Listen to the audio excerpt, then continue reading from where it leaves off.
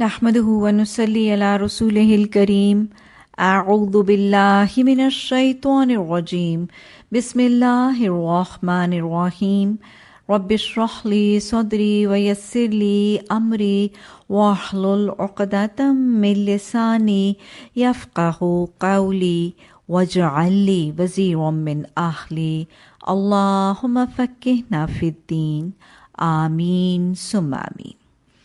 Assalamu alaikum wa rahmatullahi wa barakatuhu. Our second session of a brief introduction of the Arabic grammar. We will be talking about verbs today. Verbs in Arabic tend to differ from the verbs in English and other languages. In English, as we have, there is a past tense giving the meaning of all what happened in the past. And then there is the present tense, or what is happening in today's life. And then there is the future tense, explaining what will happen in the future. So we just have three tenses. Very different from that, in Arabic, we have a perfect tense, which is the past tense. And then we have an imperfect verb. The perfect verbs are for the past tense, and then we have the imperfect verbs, which are also known as the muzare in Arabic. And they have the meaning, and they carry the meaning for the present as well as for the future. So the imperfect verbs in the Arabic called the muzare, they carry the meaning of the present as well as the future. And then the third kind of verbs are the imperative verbs. Out of these, we have two categories. The commanding verbs is the fail amr. The commanding verbs, these are the verbs which give a command, an order, a do, or even the request. Like when we make a supplication or dua, it is an imperative verb. And then the second the category of the imperative verbs are the prohibiting verbs, the nahi, which stop, which say a don't, and which prohibit. And these are the second type of imperative verbs. So now today I will be explaining in brief about the perfect verbs which give the meaning and carry the meaning of the past tense. That is, the action or the activity was done in the past.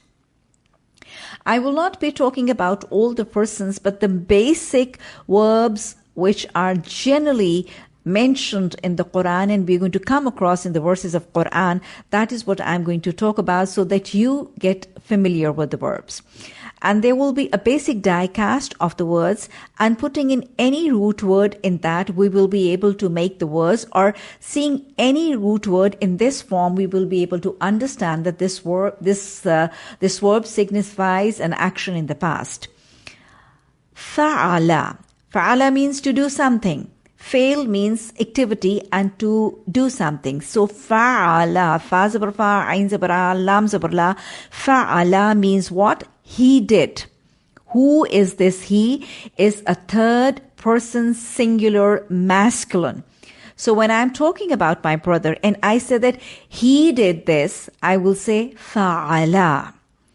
But when I have to talk about two people doing a thing in the past, I will say fa'ala, in addition of alif after the lam alif la. So fa'ala will mean they did. And they here will mean what? The third person masculine for two people. Then the third word we would need to know, and we will very frequently come across in the Quran, is fa'alu. When in the end of a verb, there is waw alif. This waw and alif indicates that the work or the job or the verb which is being explained has been done by more than two people, that is by a plural. So fa'alu means they did. And this they means what? It is the third person plural masculine. When I have 4 or 5 brothers and I say I have to explain that they did something, I will say what? fa'alu. For one, I will say fa'ala. For two, we say fa'ala.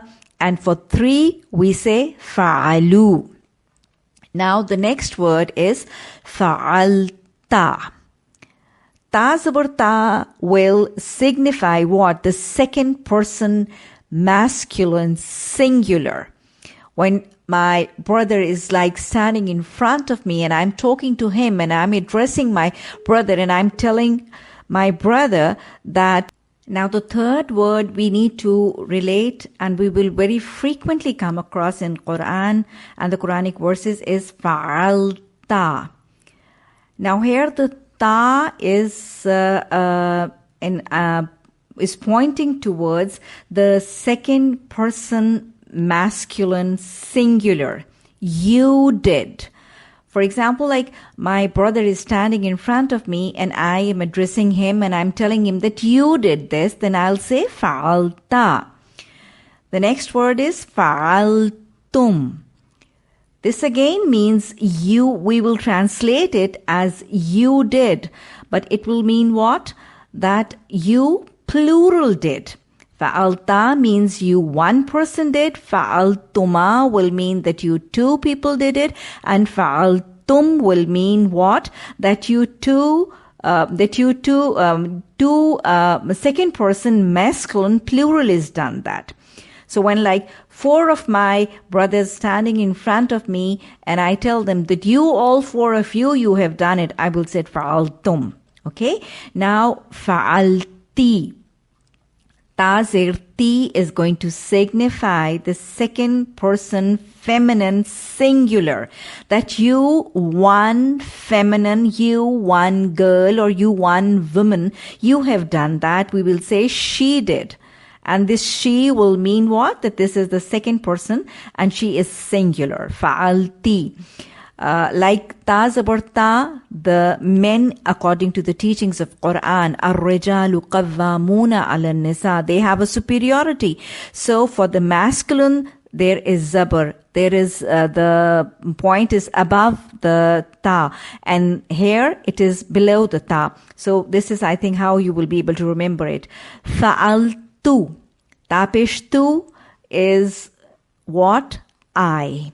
The first person singular. Fa'altu, I did. And when it is fa'alna, noon alif na is for we, the first person plural.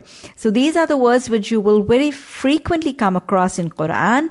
Fa'ala, that he did it. Fa'ala, they too did it. Fa'alu, they plural did it. Fa'alta, you, one masculine did it. Fa'altum, you, many of you, you did it.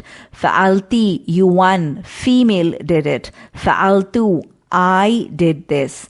Fa'alna, we did this. Okay, so these are the few die casts for the perfect of the past tense. Now here is a list of the few alphabets when they come in Quran. What are their meanings? Alif Zabar A generally means what, why. Bazir B, as we join Bazir B in Bismillah. So this Bazir B means in, by, or with. Now Ta Zabar Ta is for swearing or for an oath. Waw Zabar Wa has two meanings. One is and the second it is used for swearing or oath, like wal asr, wal fajr, wal zariyat. So it is for swearing or oath. Fa zabar fa means so, thus, hence, or then. Sin zabar fa, when it comes before a word and is attached to the word, it indicates that this verb was, or this activity was done in near, will be done in near future. Sayaqulu, soon will people say, soon will they say. So when there is sin zabar sa before a word, it means that this imperfect verb will be done in near future. Lam zer li, when it is attached to a word, it means for. Like we say, lillahi, for Allah. ربنا لا تزغ قلوبنا بعد إذ هديتنا وهب لنا من لدنك الرحمة إنك أنت الوهاب. Oh yes, now reminding you the homework and the practice for today is that from like 2 to 3 stanzas of the Quran, you are going to look for the verbs and you're going to identify fa'ala, fa'ala, fa'alu, and fa'alta, fa'alti, fa'altum. Like you will see many words like resembling in the similar die-cast, and try to identify a few of the past tenses in the Quran.